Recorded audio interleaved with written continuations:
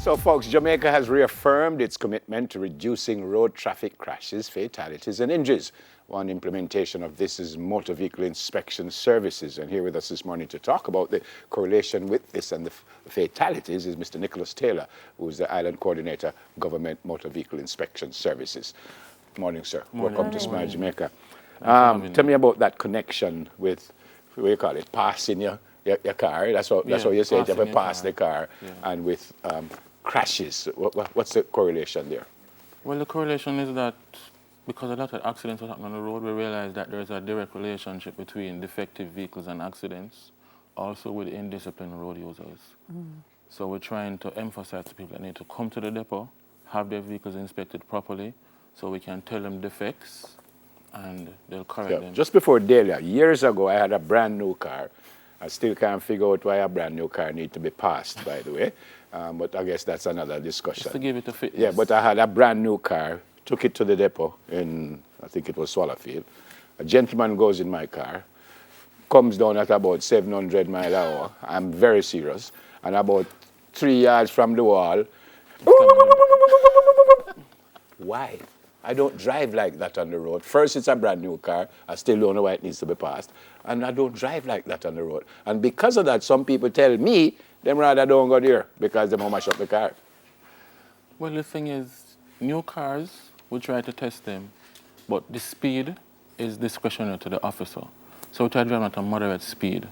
And we test the brakes. Some new cars, depending on which market they're made for, the lights dip in a certain direction. So we test all those things. The light? The lights. When you go on dip and bright, they dip in a certain direction.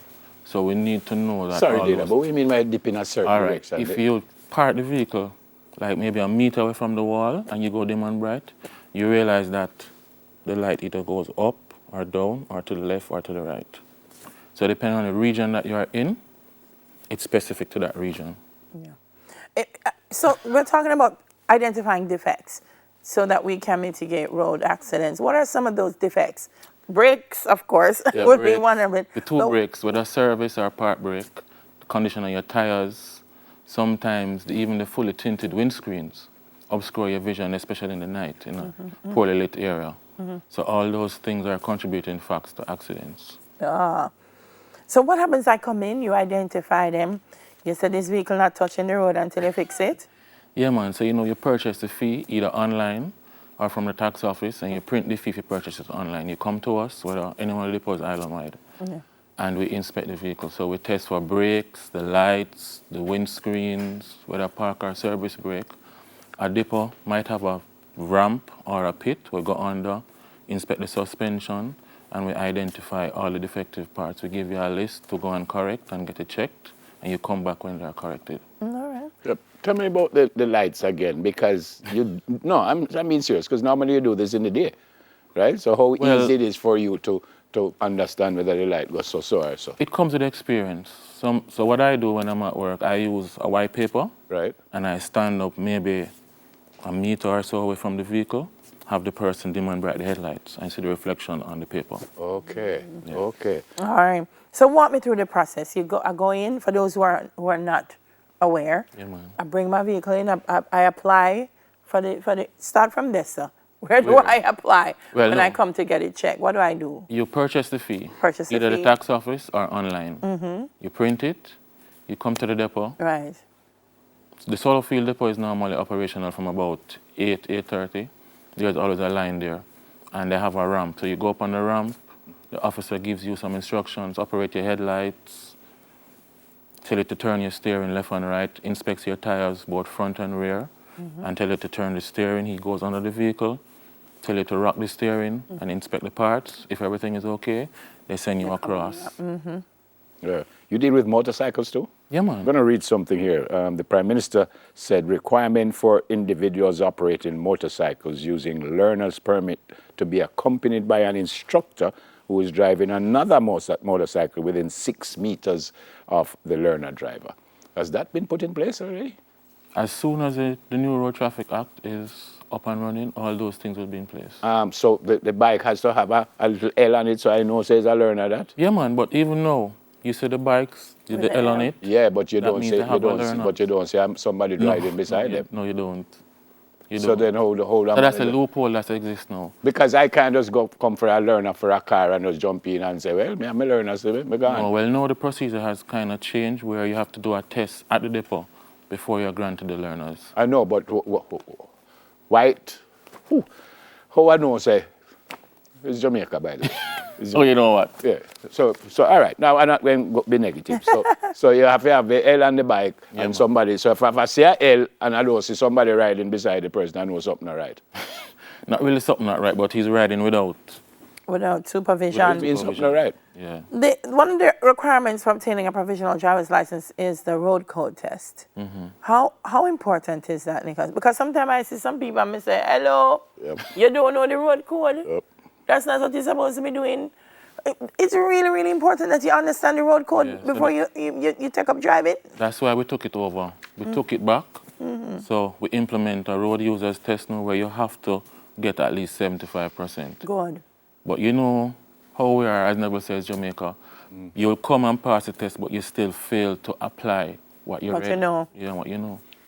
So, Nicholaus, and I'm being very serious when I ask this question. On test taxi driver and bus driver? Yeah, man. Or am I just there? No, seriously. And you know the funniest thing, they have the lowest accident rate on the road, you know, even though they are so indisciplined. Who have the lowest accident rate? Taxi drivers. No, you them a send go crash. Crash. Are you The serious taxi about drivers, yeah, man. They have the lowest. And the buses accident also? rate. Like the mini buses and stuff? Yeah, man. Because, I mean, and I'm being serious, you know, quite often we hear accidents, it's usually a bus and this. Taxi drivers have the lowest accident Yeah, rate. man, they're in the bracket of the lowest. So the highest rate of accidents now, you have the pedestrians, motorcyclists, and the private motor car drivers. That is incredible. And the figures up to yesterday was 247, and most of it was males. Wow. Wow. Yeah. Well, it's summertime and a lot of things. COVID, not so lock up again. So everybody's out now. What's your advice to road users, Nicholaus, to ensure that we're going out to enjoy ourselves, but we get back home? Get back home safely. Designated driver.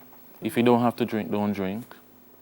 And just take your time. Or if you drink, don't drive. If you drink, don't drive, that too. Have a designated driver. Take your time on the road. Leave early. If you know you're going to rush, go home. Take your time and just easy. Yeah. We have some road safety graphics with tips and examples of things like a worn tire, tinted windscreen with ornaments. Yeah, a lot of persons have that.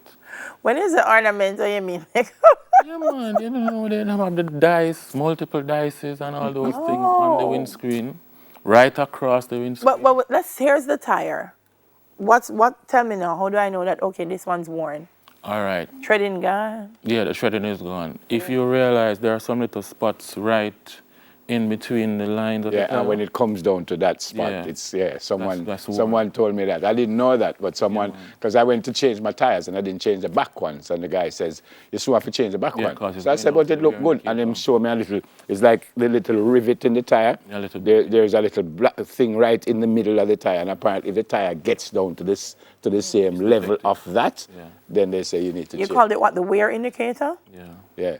So, right, you see like the little 3 lines? Yeah, man. Not coming right across. there, right. Yeah. So in between that line, like in the middle one, right, that little thing right there. So when the tire comes down at the same level as that, it's almost like a little button. And then apparently that's when you need to change the tire. And if we stop you on the road and your tire is in that condition, we also can remove the license plates. During the life of the fitness. But you know, and I have no issue with that. But I read recently, I was talking to Sheffield about it, that they were saying that we change with tires sometimes when you have much more use, even though it looked like it wanted to change. So our experts there with tires when tell me say it want to change, when the tire man tell me say I can drive some more. No, well, the tire man is not really an expert in them to change the tires. No, some of them know. The manufacturer put the wear indicator there because he knows that over the period of time, the tire won't be able to handle the heat and the pressure and the impacts driving on the road. So that's why the wear indicator is there. And if my tires are not good, you stop me from going back on the road, or you tell me, say, come back next week? If we stop you on the road, we can remove your license plates. Which means I can't drive the car? You can drive the car. You have 24 hours to drive the car. So why you take out my license plate and then police will say my license plate? No, the police won't stop you because the police will stop you with us.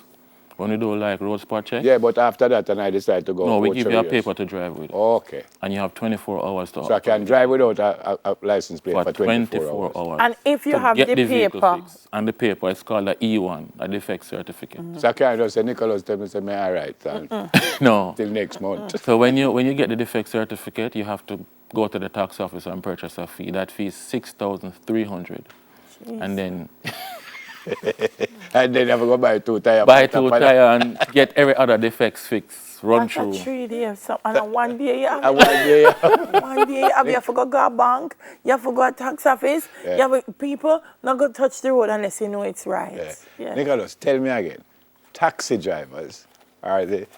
Yeah, man, they're in the lower bracket of the For accident. accidents. Yeah, man. Can they Taxi make driver. you meet in an accident? You know, my father, they tell my mother that, you know, my father was giving my mother a hard time about driving, and she said, I have never met in an accident. And my father just quietly say, you know, much people you make meet in an accident. Good to see you. Nicholaus Taylor, Yeah, man, thanks for Island having me. Coordinator, Government Motor Vehicle Inspection Services. Oh, my